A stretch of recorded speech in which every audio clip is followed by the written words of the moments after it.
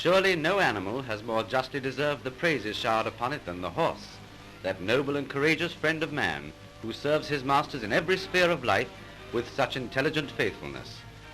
The world admires the horse and still finds it indispensable, even in these mechanical days.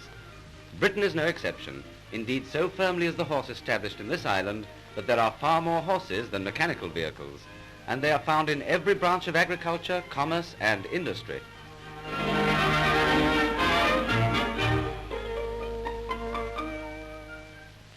In London's busy traffic, 40,000 horses help to serve the needs of this great city's population. With the frequent halts which distribution entails, horses are particularly suitable, and one famous company alone uses 3,500. Another familiar sight in any large town is the great Brewers' drays, whose 4-ton loads are drawn by magnificent Shire horses.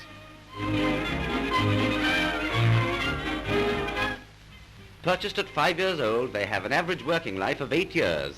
The drivers are proud of their teams as they draw their daily loads through London streets. Light van horses, of course, form the larger percentage of commercial uses. By the way, one of these was once in a famous circus. And this pony is certainly attractive enough for any show. The condition of the horses is really a reflection of their stables. With the Britisher's natural love of animals, these names are a symbol of his affection. He gives the best to his equine friends. Saddlery is still the craftsman's job, for machinery is not yet clever enough to make and fit a collar. Throughout the year and the country, horse shows are continually held. Every kind of horse finds its place at these shows, and one of the most famous of its type is the Van Horse Parade, which takes place on Easter Monday. Hundreds of light van horses, cobs and ponies, mainly belonging to small traders, collect in Regent's Park. The keen interest that these van drivers take is indicated by the fact that they give up their bank holiday to show their charges, and since the prizes are very small, there can be no other motive but pride in their charges.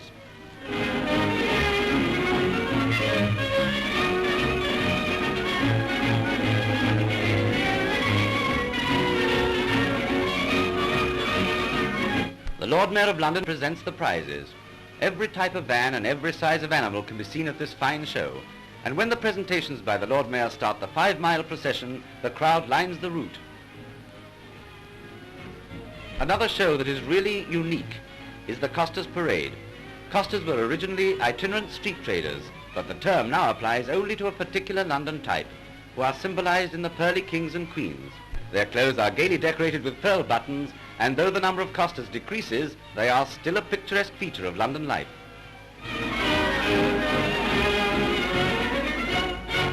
It may seem strange for such a highly industrialized country as Britain to retain such historic transport relics as the coach, yet every year brings more enthusiasm for the coaching marathon, in which several teams of 4 in hand start from Windsor Castle and proceed through the great park. They make a grand sight, a link with the past, and an admiration for the present.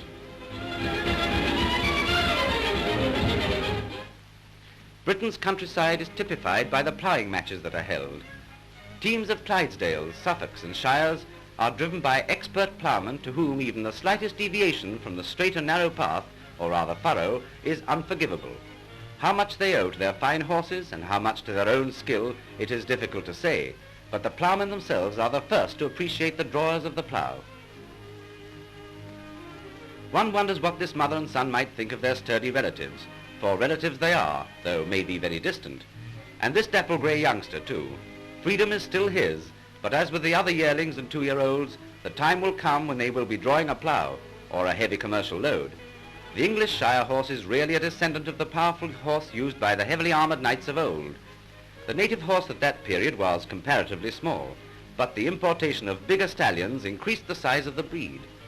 By the 16th century, the breed had developed into a strong and powerful type, not only for war, but for agriculture, and thus was the foundation of the Shire horse laid. Now, it is the most popular heavy in England because it is docile, tractable, and can manage the biggest loads so easily.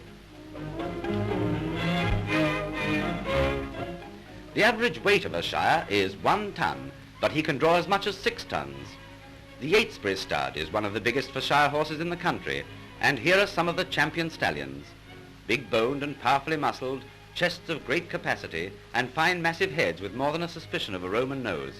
Look at those shoulders, well laid, deep and strong, as typical of this active and powerful breed as the well-sprung girth and feathered legs are. Another grand specimen shows the strong loins and broad short back, essential characteristics of the Shire. As with every other part, the legs are firm and strong, and well able to take the weight of the horse and any load it can pull.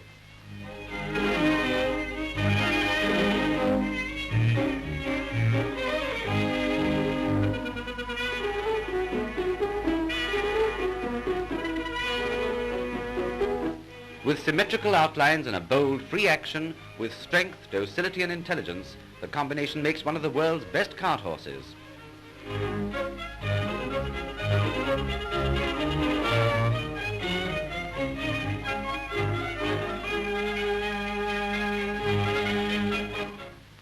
Here's a type which ordinary folk seldom have the opportunity of seeing, the pit pony. In the South Wales coalfields there are over 7,000, mostly Welsh ponies or cobs, out of a total of 33,000 for Great Britain. Clean-boned and thick-set, these sturdy animals are kept in fine condition, and one certainly would not associate them with the dusty grime of underground workings. These certainly seem in fine fettle whenever they come to the surface. Now here's a place that hard-working horses dream about, where, just as the knights of old hung up their swords, so these lucky nags hang up their shoes, for they've finished with work.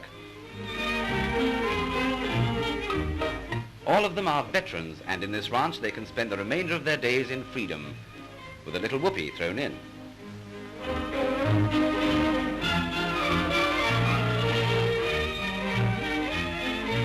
In the twilight of their lives, they enjoy their first real holiday, and though they're old and still like to be smart, they are smart. Out in the paddock all day and in snug loose boxes at night, what could be sweeter? Perhaps the most typical of all English countryside scenes is a meet of the hunt, in this case the famous Percy hunt at Alnwick. The stirrup cup is as old as hunting itself, and since winter is the hunting season, there's a good reason for it. Actually, there are nearly 500 packs of hounds in Britain, of which roughly half are foxhounds, and nearly every county has one or more packs. From the main street of Alnwick, seat of the famous Percy family, the hunt makes an attractive procession, but soon they leave the ancient Northumberland town and head for the open country.